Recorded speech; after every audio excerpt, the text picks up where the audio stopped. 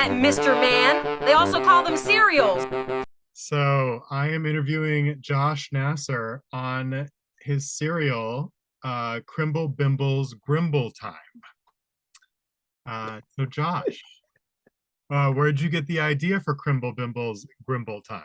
So I've always really loved like old sitcoms and stuff, or just sitcoms in general. I think they're very easy to watch, and I wanted to kind of do something that had that same like easy to watch thing of like a sitcom, but like also spark some like real dramatic moments in there. Not to sound like, I don't know, too cocky or anything like that, but I've always loved flipping stuff like that on its head, and showing that there's a real side to silly stuff like that.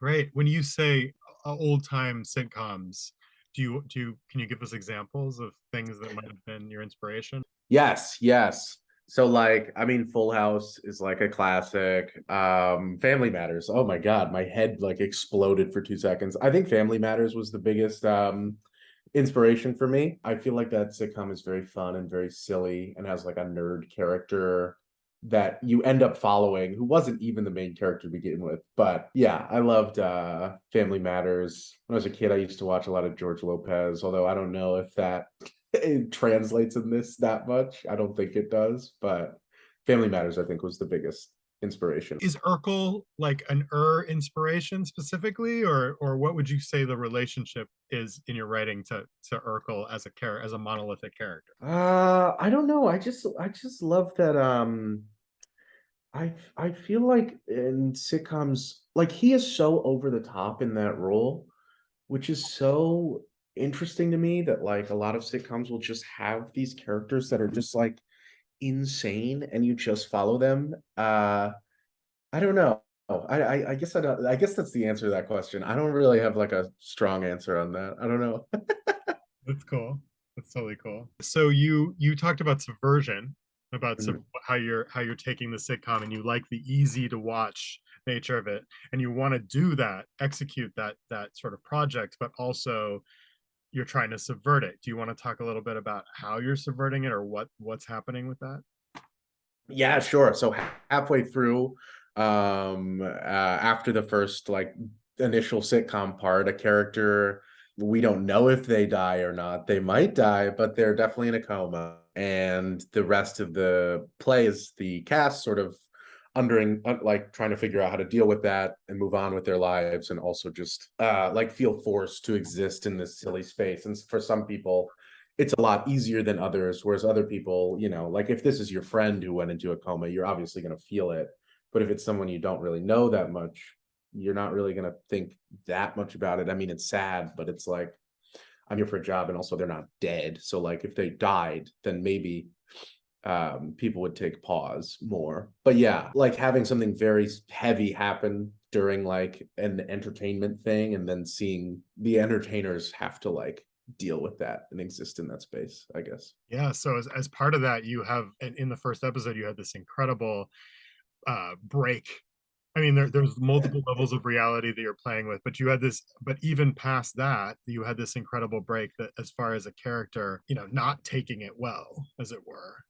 For all of their, I felt that what was beautiful about the writing was it wasn't necessarily entirely obvious why Crimble Bimble was having all the feelings that they were having, right? Like that there's a lot of personal stuff there too that stays mysterious, at least for now. Do you want to talk about why that particular, because there's lots of ways to deflate or blow or pop something, why that is interesting to you? That we don't see that a lot in serials. We definitely don't see it a lot in TV. Like it's not a thing. I, Yeah. I recognize at least. Well, I was honestly, it was something that I was very nervous about when I was writing, because I was kind of like, oh, this is like a hard pivot. And I'm purposefully writing it as a hard pivot. I guess mostly just because I kind of was interested in like what if this did happen in real life? Like how would people react if this was a show and you're in the middle of filming a show, and like I'm not going to claim to know the ins and outs of like what goes into writing a sitcom. So I'm truly just writing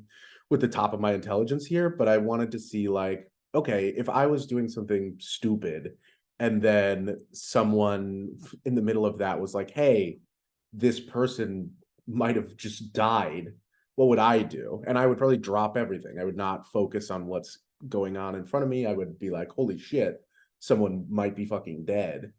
And that kind of interested me. I wanted to have like a good mix of like goofy stuff, but I want to treat everything in this world like it's, I don't know, I want to treat it like it's real. I don't want to, and I'm sure there's another way to do it where you ease into it slowly, but I was like, no, I kind of like the idea, like it throws the, I feel like it throws the audience off more. I feel like I'm always very, at least with things that I write. I don't know if I purposefully am doing this, but sometimes I feel like my brain is just like, I'm going to be antagonistic to the audience. I'm going to make them deal with this and see if they can catch up. Yeah, I mean, and it works. I remember being very shocked the first time, actually more than the first time, you know, because even after, because I obviously I manage the live stream, so I watch the shows pretty intensely. And it's different when you watch it with an audience than all of the tech and stuff. And Serials is so fast that on some level, like by the third performance, that's like, oh, that's the third preview, right? Because each audience is slightly different and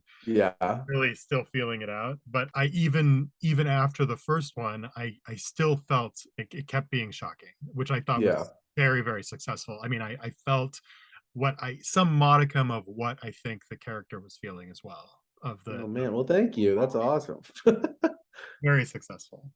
So I know that you're playing with different levels of reality on stage, which is also something that's I think very risky and shied away from in maybe not as much in TV in the last 10 years, but definitely in the old-timey TV. It's also hard for theater makers. It's not the easiest, like playing with different levels of reality and pulling it off is tough. Do you have any hints or clues or anything you give to other writers or to even to your actors or your team or other people engaged in that kind of project? I guess like treat it like you, I mean, my biggest, maybe this is just for actors, but like my biggest tip is like, treat it like this is a real thing that's happening. Whatever they do on sitcoms, like you're treating this like it's a sitcom. That's awesome. But then when the real life shift happens, it's like, okay, how would you react in real life when this happens, right? Like if something fucked up happens to you or to someone around you, how are you going to react? And that's really what I'm like interested in, like trying to have a very real moment. Like I've always loved like realism and stuff like that. So like being able to do that and then also have an absurd half in the beginning is like that just excites me. So you mentioned that that's always your thing for actors. You're an actor as well. You acted in serials before writing for serials. Do you want to talk? Can you talk at all about? I mean, that actually puts you in a pretty. It's like I think it's you of the current generation. It's you and Jen Jarnigan, soon to be Jen Jarnigan, who have that experience. We do have a long tradition of actors who write for Yeah. serials, but thinking back, it's been at least like 4 or 5 years since we had like a coterie of people who are doing it on a regular basis. What is your experience with serials as it exists now, and how do you think the acting versus the writing? Did you learn anything about how to write from acting in it, etc.?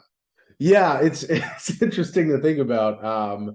I feel like, well, acting wise, it definitely made me get a lot better at learning lines very quickly, which it was like, whoa, this is like, okay. But I was trying to think about that when I was writing, and it's still something that I'm trying to figure out because I feel like this play that I wrote was very dialogue heavy. And I'm trying to like figure out how to make it so that it's easy on the actors to like memorize stuff, but also still have like everything that I want in the play. So I'm still figuring that out. But that I guess has been something that I have like been able to click into, and I'm like just trying to make things easier for everyone involved, I guess, is kind of how I feel. You would say your experience being on the receiving side of the play is informing how you're writing the play. Exactly. Yes. Yes. There's a big hullabaloo made about linguini. Obviously, it's an inherently funny word. Do you want to talk? Do you have a special feeling for linguini or anything you want to talk about? Yeah, I think it's just a funny word. I love it. I really just wanted to pick the silliest food I could possibly pick that I could put in a play, and I ended on Linguini. There were a lot of applicants, but I decided Linguini was the funniest one for me. The Flea used to have running around its corridors a bunch of old-fashioned theater makers, and I remember distinctly a whole afternoon spent with beers in the theater, like sitting there talking about the inherent value of certain words being funny, certain specific, like it's not a car, it's like it has to be a Chevy, Yeah. those words and what makes them funny. And I don't think we came up with any definitive answers, but we definitely explored the landscape of what that was. Yeah, but also I do think you kind of did, because I feel like I guess this is kind of tangentially related, but I think about this a lot. Like I do think that like the more specific you are with a word, the funnier it is. Like, not to talk up my play, but in the play I had like a Rachel Maddow joke, just talking about a character who watches Rachel Maddow, and I could have easily I originally put the news, and I was like, no, I think it's just funny if I like pick a specific show.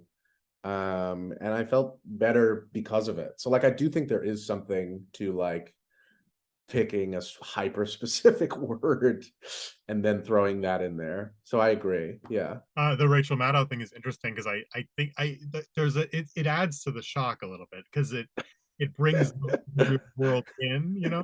even more. Like, this just Yeah. happened. Yeah, exactly. Yeah. Do you have anything else you're working on that you'd like to plug? I do. I have an album coming out. It's either going to come out in November or December or January, but sometime around then. We're finishing it up, and it's a comedy album. I hope people listen to it. I hope people like it. It's just you? It's a solo album? It's just me, and it's like every song is a different. They're all comedy songs, but every song is a different genre. So that's what I've been working on. Amazing. That's awesome to hear. I can't wait to I'm definitely gonna pick that up. So Hell yeah. great. Anything else you want to say about Grimble Bimble? Yeah, go see serials. Go see the next serials. I'll have a new episode. It'll be great. Awesome. Perfect way out. Thanks, Josh. Have a good weekend. You too. Bye.